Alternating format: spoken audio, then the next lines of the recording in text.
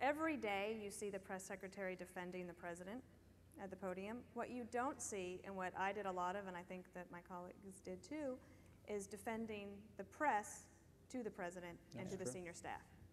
And that's never seen unless you're trying to make sure the press corps can get into a meeting in India or wherever it might have been most recently. That happens a lot. But one of the most important roles of the press secretary, in my opinion, was to protect the role of the press, to remember that they had a job to do. Like somebody said that, I think Ed said that Tony Snow once said on the record about them, and others have said that. And it's a really important role to remind everybody that while they might drive you crazy, it is their role and it's what's made our country great. Bring back memories? The meaning of the word is. No, that's his question.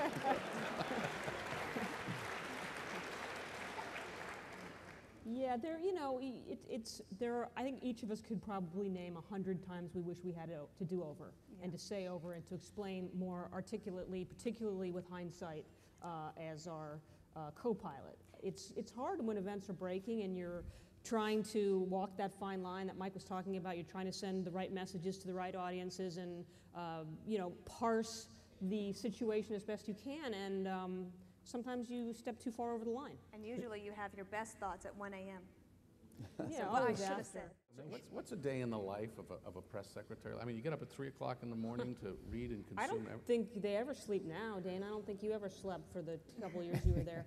I think it's changed a lot. I think all of us, you don't sleep as much as you'd like to. You start early. You have a responsibility to have the papers read before the first series of meetings in the White House. You get phone calls in the middle of the night all the time? Sometimes. I mean, I was in the pre-internet era. There were as you pointed out, there was, 5 websites or something when I left the White House. And, I didn't even use you're email. looking pretty good for 105.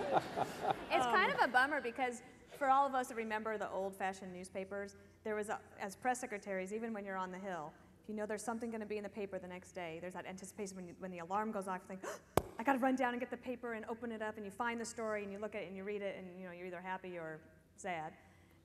And now it's just there's no element of surprise anymore. And in fact, you wouldn't, like a Washington Post reporter wouldn't necessarily know they'd been beaten on a story by the New York Times until 5 o'clock in the morning.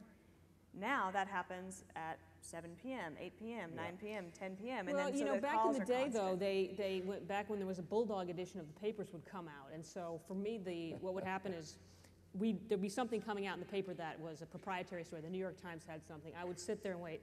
It's 9:55, 10 o'clock, bulldog, ring, ring, and the phone would start to ring. And there was no BlackBerry.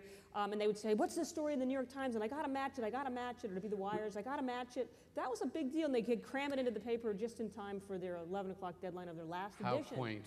Yeah, isn't it quaint? On their issues. Mike, you're very unusual in this group and among White House press secretaries because you'd had experience at the State Department. Totally different dynamic with the press corps and the type of information you're using at the State Department.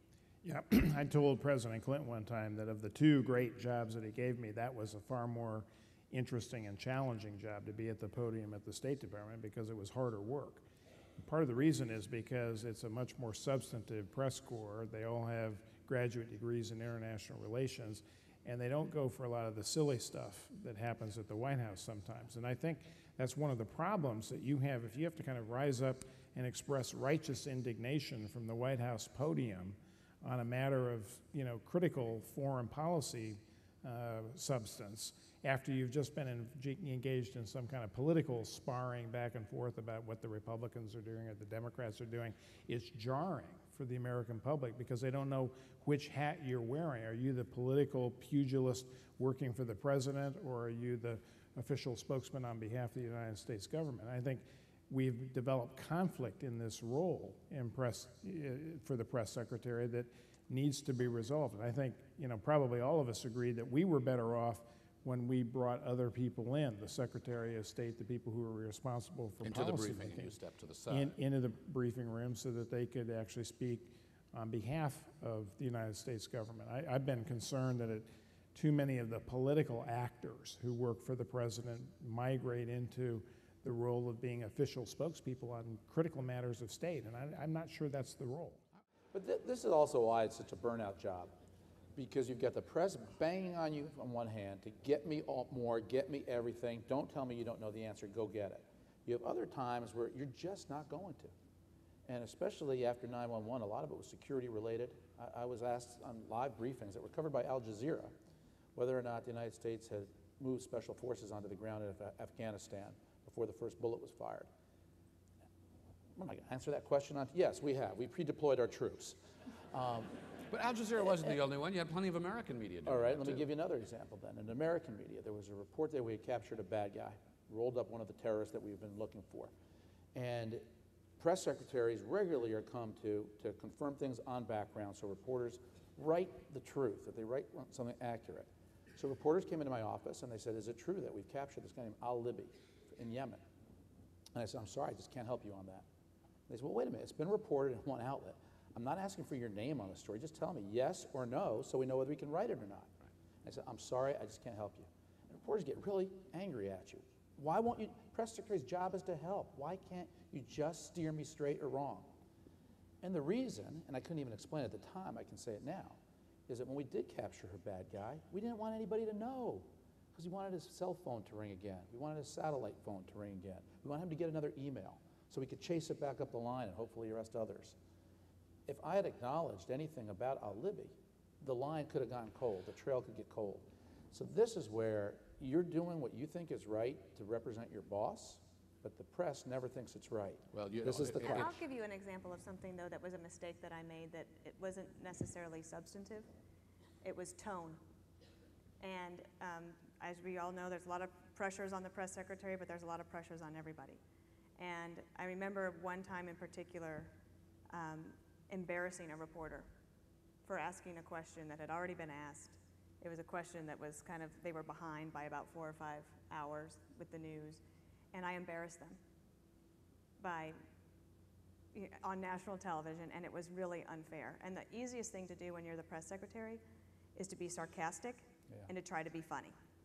And the most important thing you can do, I think, is to swallow that and save the funny moments with your deputies and when you're back up in your office, and to just give the American people and the reporters in the room the information that they're seeking. I still think about that moment. I did call and apologize to the reporter, but it doesn't take back the fact that I did it. But Ari, It's become a TV show. It's really not the real substance of the relationship or work between a spokesman and the press corps. What I've found is reporters play their aggressive role, they posture, they know the editors are watching, and they really fire away their questions. I do the same thing in reverse, and I posture and give the answers, and it's a TV show. The real work is done 20 times a day when reporters walk into your office, close the door, and talk one-on-one with you. but That's where you help if and you're shape. telling me this is a TV show, then I'm going to conclude that from this television show, the American public may not be very well served. Because if you think the reporters are posturing and you're telling me that you're posturing, then what happens to the information that's supposed to be coming from that podium? I think the public recognizes they get their news from a tremendous number of directions, and the White House briefing is but one.